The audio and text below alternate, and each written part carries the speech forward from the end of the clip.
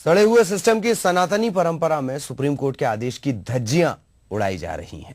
होगी कहीं और कानून की कोड़े की हनक।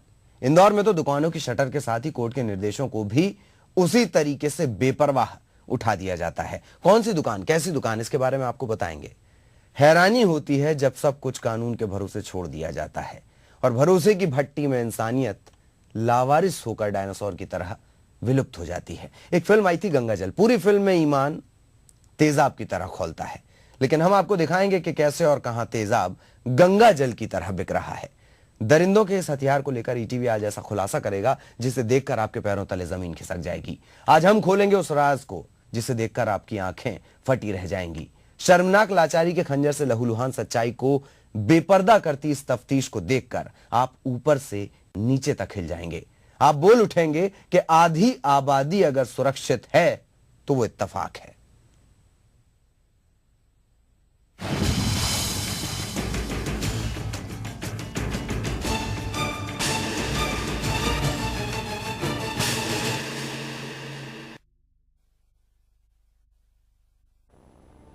महिलाओं के खिलाफ तेजाब को हथियार बनाने से रोकने के लिए सुप्रीम कोर्ट ने तेजाब की बिक्री के लिए एक गाइडलाइन बनाई, लेकिन उस गाइडलाइन को इंदौर के दुकानदारों ने साइडलाइन कर दिया। कुछ नहीं बदला है इंदौर में, पूरा खेल खुल्लम खुल्ला चल रहा है।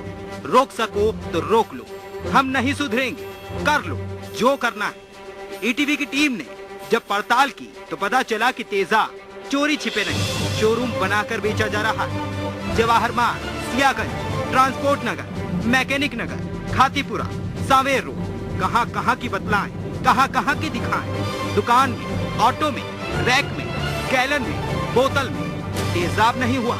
मिठाई की दुकान के 56 भोग हो गए। पुलिस की नाक के नीचे तेजाब का पुश्तैनी धंधा फल फूल रहा है। क्या मजाक, कोई रोक ले। जब दुकानदार से खुल्लम खुल्ला चल रहे इस खेल के बारे में पूछा गया तो कानून से कबड्डी खेलने का नियम हमें वो समझाने लगा। हाँ, इस तरह की बात में एसिड पे प्रतिबंध है। अभी किसी भी तरह का एसिड, जिस पर एसिड शब्द यूज किया जाता है, वो खुले रूप से दुकानदार बिना आईडी प्रूफ के नहीं दे सकते। ऐसा सरकार की तरफ से आदेश है। मेरे पास जो भी ग्राहक आता है ना, तो हम लोग उनसे आईडी प्रूफ लेते हैं। इसके बाद ही जान पहचान का ग्राहक रहता है, आईडी प्रूफ लेके फिर देते हैं। कानूनी बंदिशों के बावजूद बाजार में मौत बिक रही है, लेकिन इंदौर पुलिस सरकार का पता नहीं कौन सा जरूरी काम निपटा रही है कि उसके बाद इन दुकानों की पड़ताल करने के लिए 2 मिनट का भी वक्त नहीं है। तेजाब से केवल शरीर नहीं झुलसता, इंसानियत भी झुलस जाती है। धाराओं में उलझे कानून से महिलाओं का खौफ आखिर कैसे कम होगा जब तेजाब पानी की तरह बाजार में बिक रहा हो। सुरक्षा के लिहाज से कानून को कड़ा तो किया गया, लेकिन हर बार गुनाहों की कीमत इंसानियत ही चुकाती है। जस्टिस जेएस वर्मा की सिफारिशें लागू की गई हैं। एसिड फेंकने में 326A और 326B धारा का इजाफा किया गया। इसमें कम से कम 10 वर्ष का कठोर कारावास, जो आजीवन कारावास तक दंडनीय हो सकता है, एवं 10 लाख रुपए तक जुर्माना अभियुक्त पर किया जा सकता है। ऐसा संशोधन 3 फरवरी 2013 से लागू किया गया। कानून अपनी जगह, कवायद अपनी जगह, कोहराम अपनी जगह। सवाल यह है कि कानून को कागज की तरह मोड़कर जेब में रखने वालों पर लगाम आखिर कैसे लगेगी। सवाल ये भी है कि आखिर मौत की दुकानदारी संवेदनाओं से बड़ी कैसे हो सकती है। तेजाब से हमला होने के बाद पीड़ित की यदि मौत नहीं होती है तो पीड़ित पल पल मरता रहता है, क्योंकि तेजाब वो हथियार है जिससे इंसानियत के साथ जिस्म पूरी तरह तबाह हो जाता है। फिर भी इंदौर के बाजार में तमाम कोशिशों के बावजूद खुलेआम यह हथियार बिक रहा है। कैमरा पर्सन नीरज के साथ फिरोज अहमद खान, ईटीवी न्यूज, इंदौर। और इस वक्त एक पीड़ित हमारे साथ जुड़ी हुई हैं, उनसे हम चर्चा करेंगे। सबसे पहले ये बताएं, आपका मामला कहां तक है, किन अदालतों में वो चल रहा है, फिलहाल उसकी क्या स्थिति है?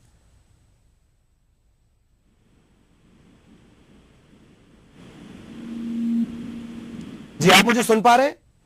जी सर। आपका मामला कहां तक पहुंचा है? आपने भी कानून की शरण ली होगी, आपने भी अदालतों के चक्कर काटे होंगे, क्या हुआ आपके मामले का? सर, मेरा केस जो है अभी पुलिस कस्टडी में ही है, मतलब आज उस लड़के को सजा नहीं मिली है।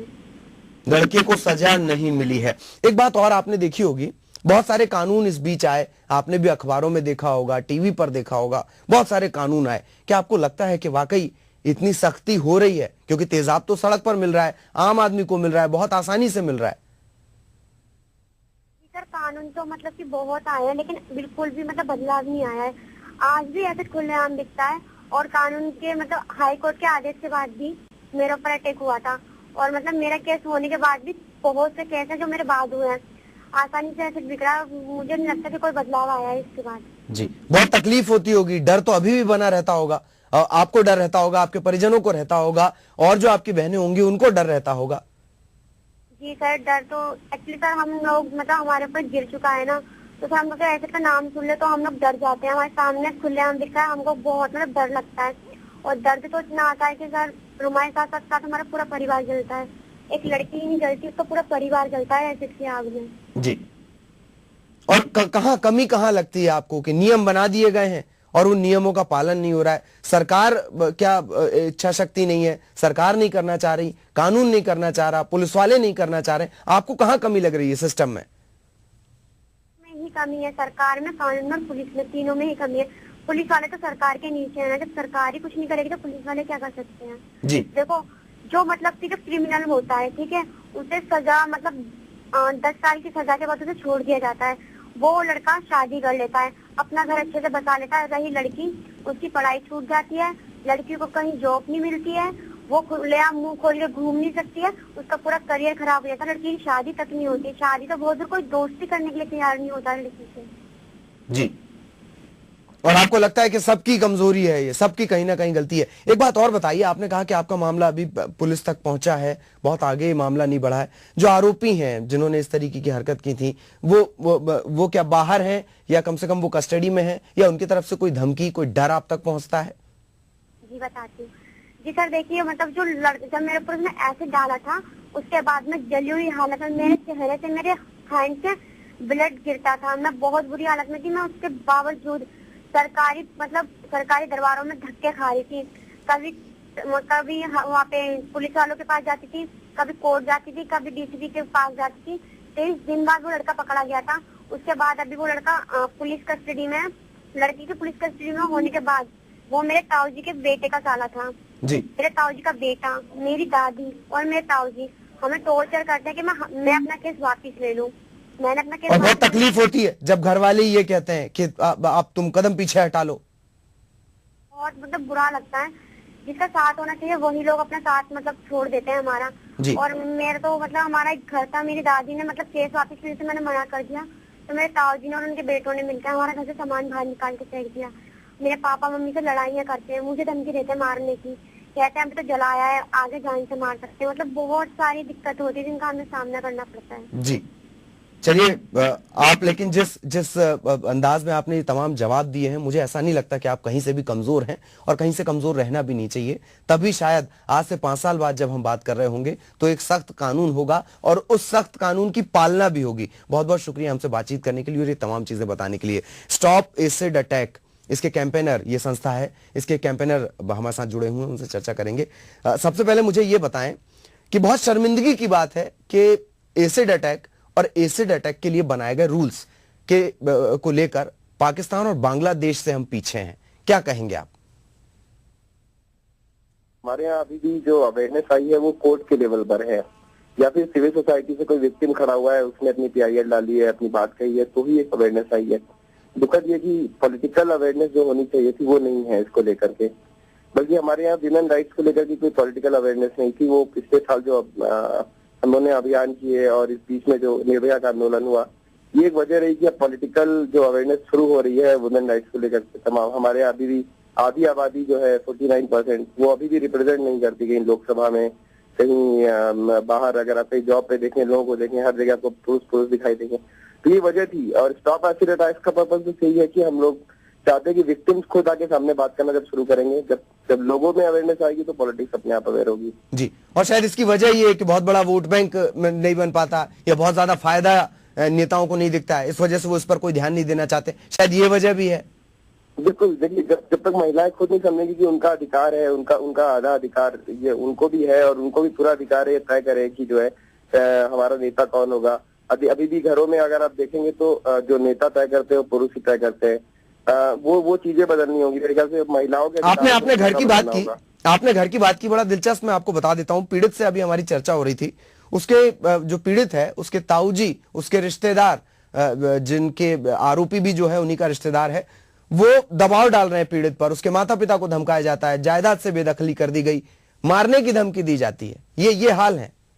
ये आप किस पीढ़ी की बात कर रहे हैं? वहाँ जी, हमने अभी एक पीड़ित से भी चर्चा की, उसने हमें ये बताया कि घर में ही दिक्कत घर से ही शुरू हो रही है। सर देखिए भाई, अभी मैं दूसरा उदाहरण देता हूँ। दिल्ली की सपना है जिन पर अटैक हुआ था, उनके साथ भी यही है कि उनके परिवार के किसी मेंबर ने अटैक किया। अब सपना सुरक्षित बच गई है, उनकी दोनों आंखें सुरक्षित है, तो उनके घर वाले इन पर दबाव डाल रहे हैं कि अब आपको बच गई हो, अब आपको क्या जरूरत है। और बहुत इंपॉर्टेंट बात यह है कि उनके माँ बाप उनको सपोर्ट कर रहे हैं। वो ये कह रहे हैं कि जब तक लड़की बयान नहीं देगी हम अपनी बात नहीं बदलेंगे। तो ये परिवर्तन है कि आखिरकार मतलब हम सुन रहे हैं बात को, और यही जरूरत भी है। क्योंकि आज भी समाज में लगता है कि महिलाओं के खिलाफ जो भी क्राइम हो रहे थे उसको हम हल्के में ले लेते हैं। जब लड़की बताती है घर में कि हमारे साथ छेड़छाड़ हो रही, तुमको हम ये कह देते हैं कि जिसको आप स्कूल जाना बंद कर दो, या आप ये कहा जाता है कि आप जवाब नहीं देंगे, आप मुड़ के ही मत देखो।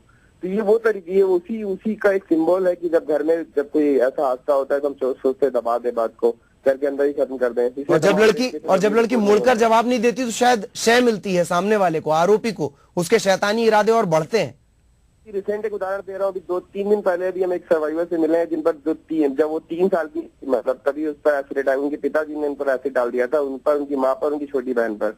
छोटी बहन ऑन स्पॉट डेथ हो गई थी और वो दोनों बच गए, और वो अभी भी अपने पिता के साथ रहती है। उनके पिता अब बूढ़े हो गए हैं, और जब वो 3 साल की थी तब एसिड अटैक हुआ था। उसने आज तक कोई भी इलाज ही नहीं कराया, उसकी दोनों आंखें चली गई। तो ऐसी स्थितियों में भी लोग मिल रहे हैं। तो इसका मतलब है सामाजिक चेतना कहीं थी नहीं। आप समझ के देखिए कि समाज में कोई सामने खड़ा नहीं हुआ कि क्यों नहीं केस किया गया, क्यों नहीं उस पिता को जेल भेजा गया, क्यों नहीं उसका इलाज कराया गया। तो इस हद तक हमारे सर्वाइवर्स, मतलब आपको ऐसे उदाहरण मिलेंगे कि सरकार ने समाज में कहीं छोड़ ही दिया। जब हम टैक्स देते हैं, सोचिए, जब हम तमाम तरीकों से सरकार को जिम्मेदार मानते हैं, हम उनके बातें मानते हैं, हम हमेशा टैक्स देते हैं, हम देश के बारे में बात करते हैं, देश पे गर्व करते हैं। ऐसे में वो सरकार की जिम्मेदारी भी है। ये हमारे वक्त की कमी है। आप लंबे अरसे से काम कर रहे हैं। बहुत शॉर्ट में, मैं कुछ सेकंड्स में मैं आपसे जानना चाहूंगा, ये बिक्री रुके तो रुके कैसे? क्या आपका सजेशन है बहुत शॉर्ट में? देखिए, बिक्री रुकने के लिए सुप्रीम कोर्ट ने 18 जुलाई को साफ साफ कह दिया है कि अब सिर्फ जो है ये पॉइजन एक्ट के अंदर इसको डाल दिया है एसिड सेल को। और अब जो ऐसी दुकानें जहां पर ये पॉइजन मिलता है, या जहां पर इस तरह ये जो दुकानें इसके अंदर रजिस्टर है, वहीं पर केवल एसिड मिल सकता है। लेकिन अभी भी हम देख रहे हैं कि हर एक जगह दुकानों पर एसिड मिल रहा है, लोग खरीद रहे हैं। तो सबसे बड़ी जिम्मेदारी सर लोगों की है कि लोग ना खरीदें। सबसे इम्पोर्टेंट वो है। जब लोग शिकायत करना शुरू कर देंगे कि नहीं हमारे बगल में एसिड बिक रहा है, हमारे यहाँ भी साइकिलों पर एसिड देखने लोग आते हैं, हर जगह दिल्ली के बाहर, दिल्ली के अंदर भी तमाम जगहों पे हम देखते हैं। और हर स्टेट में हम दौरा कर चुके हैं, हर जगह ये देखते हैं एसिड कितना बिक रहा है। धड़ल्ले से बिक्री जारी है। विरोध करना होगा हमें। जी, बहुत बहुत शुक्रिया हमसे बातचीत करने के लिए। सुझाव भी बहुत अहम जो कैंपेनर थे उनसे हमें मिला है। इच्छा शक्ति वो कहां है?